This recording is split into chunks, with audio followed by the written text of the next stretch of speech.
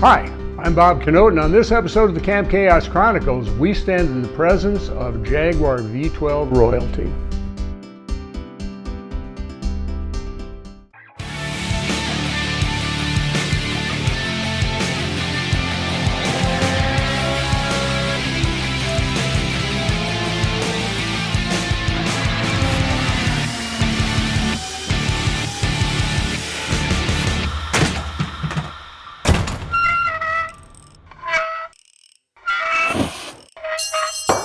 Dang it. So what is Jaguar V-12 royalty? Well, Jaguar's 5.3 liter engine was pretty much, as far as Jaguar's offerings are concerned, kind of the same from beginning run to the end of the run. And certainly you've got the pre-HE engines and the HE engines and the 6 liters and so forth, but they were basically production engines to be used strictly just for the nice, cushy, high-speed GT car experience. But there were some other organizations that actually did some pretty interesting things with them. For example, Lister produced a 7-liter version of the Jaguar V-12 engine for their road cars. And that, I think, just merely on a displacement basis, we could probably consider that the king of Jaguar V-12 royalty. There's another organization called Tom Walkinshaw Racing, better known as TWR, that took the Jaguar 5.3 liter XJS and in cooperation with Jaguar Cars Limited produced 2 European Touring Car Championships. And that was pretty impressive. In fact, that in conjunction with Group 44's racing activities in the United States with the Jaguar XJS may well have saved the company in the late 70s and early 80s, because they were just coming out of that horrific experience with the British nationalization of the auto industry, and they weren't doing real well. In fact, the Jaguar XJS didn't sell particularly well early on. It was only after Jaguar began to embrace the philosophy that NASCAR in the United States had for years. If you win a race on Sunday, you're going to sell that car on Monday. That's when things really began to turn around for them. As a casual observer from outside of the United Kingdom, that's what it looked like to me. So this engine that I've got behind me right now is one of those princes. It's a 6.1 liter TWR Jaguar V12, and it's pretty special. So let's take a look at it. So we've got the engine components laid out on the floor here. We don't normally keep engine parts on the floor, but we're just getting things sorted so we can put them on the shelves. And so what we'll start with here today is the foundation of the engine, which is the block. And the fact is that I don't see a whole lot different between the stock Jaguar XJS block and the TWR variant, and really there doesn't actually need to be a whole lot of difference because it's really robust and it's just a good solid foundation. One thing that I did notice is over here on the front cover, it's got the same setup, the same bore right here that the E-Type has, but it's been plugged off with a plug you would normally find at the back end of the main gallery. That is different, but other than that, there's really not a whole lot of differences here. If we start at this end, we can see the fuel injection harness, which is just standard Jaguar XJS fuel injection. In fact, that one is in good shape, and there's not a whole lot we're going to have to do that except for maybe renew this fabric insulation on the outside. Fuel injection rail, that's completely different. And we got some tubing here that's associated with it that I really have no idea where it goes, but you know what? We'll figure it out. From what I've seen, the fuel injection pressure goes up from 37 to about 43 psi, so that's different. Fan's the same. The crossover pipe for the cooling system is the same. We've got some stainless steel coolant rail tubes here that couples the front and back castings on the cylinder heads. So that's different, and that's something that we probably should offer on our website. Water pump, that's going to be the same. Interesting thing here is the linkage for the throttle, because we got the normal throttle linkages, but zip tied to it are a couple of springs. And I've already looked at the intake manifolds. The original springs are still attached. So somehow this is, I don't know, maybe it's a fail-safe to make sure that if a spring slips or something that we don't have issues, you know, with a stuck throttle or whatever. This is the engine electrical harnesses, and I've had them out of the bag. They don't look particularly different from the stock unit. Harmonic dampener looks the same. Alternator's the same. This is the timing chain guides up front. Timing chain tensioner, which really looks pretty good. Timing sprockets, main bearing caps, oil filter casting with the bypass valve. This is going to be interesting to take out and look at to see if there's any difference there in that unit, to maybe play around with the oil pressure. We've got the flywheel or the flex plate, no difference. Starter, the top of the throttle pedestal. Here's the pedestal itself. Interesting point here is that we've got just one fuel pressure regulator when the stock unit has two. So this is all going to be part of our learning experience, figuring out how all this stuff is plumbed up, which shouldn't be too bad. These are the intake manifolds.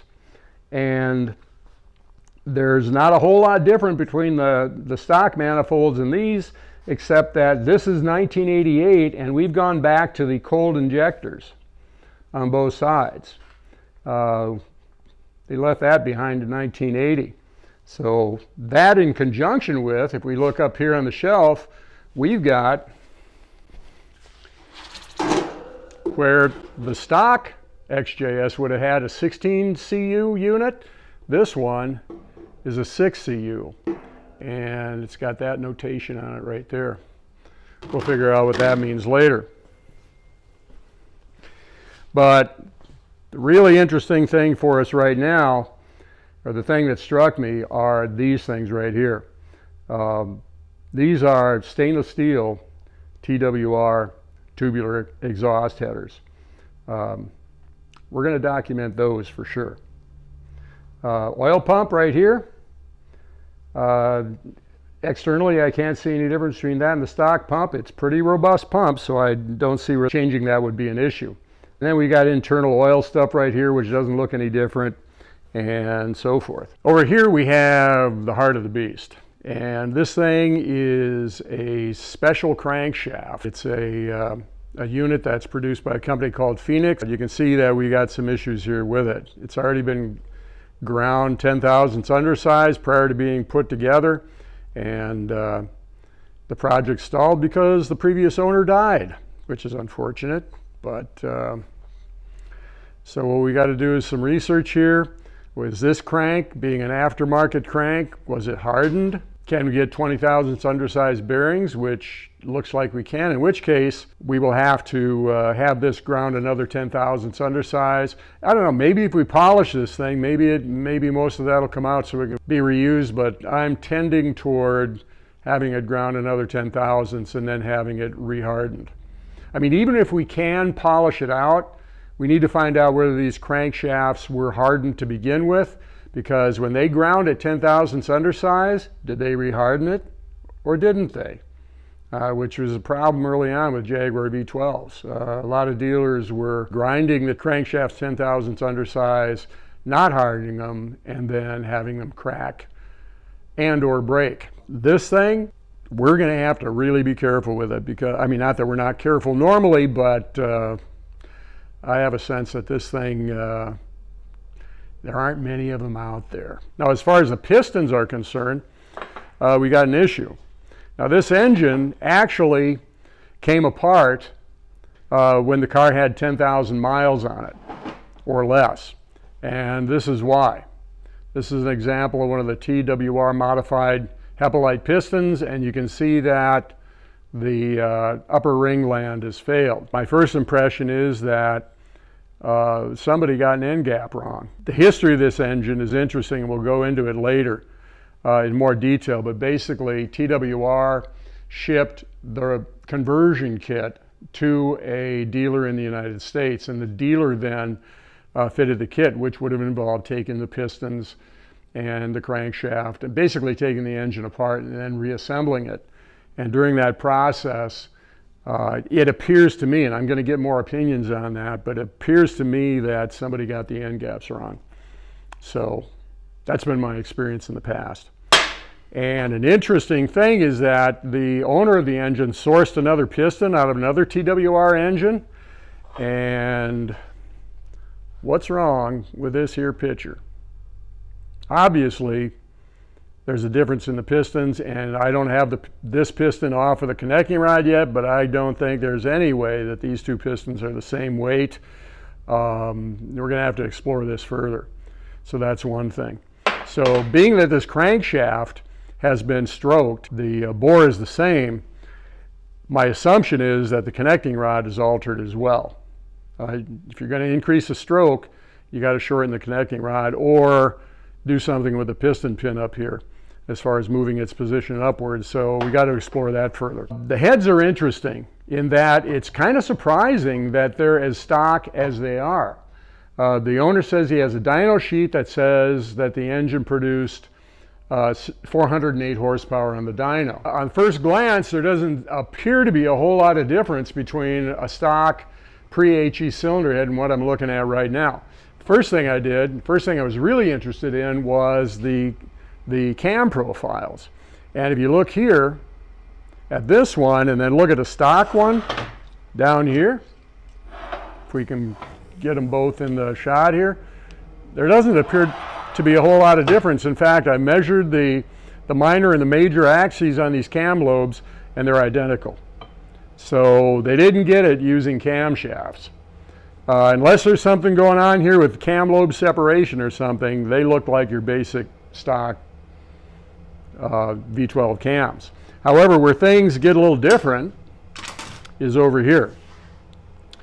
Well, first of all, another interesting thing, if we look here, we can see that we got one cam cover that is a pre-HE, and we got another one over here, which is an HE. Interesting. But if we look on this cylinder head, you might not be able to see this on camera, but the intake ports have been enlarged.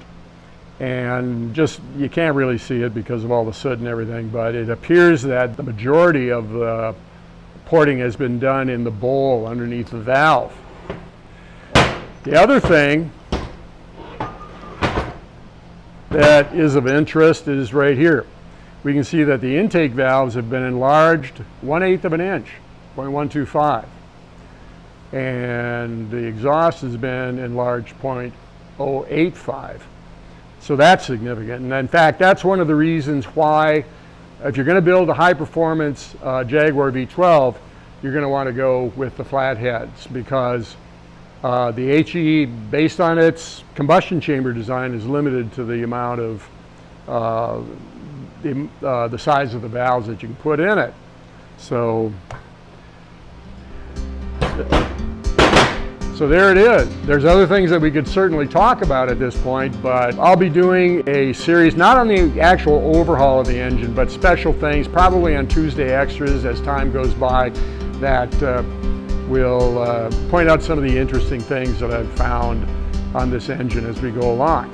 So if you like these kind of videos, like, subscribe, and maybe leave a comment down below so that we can know what we can do better.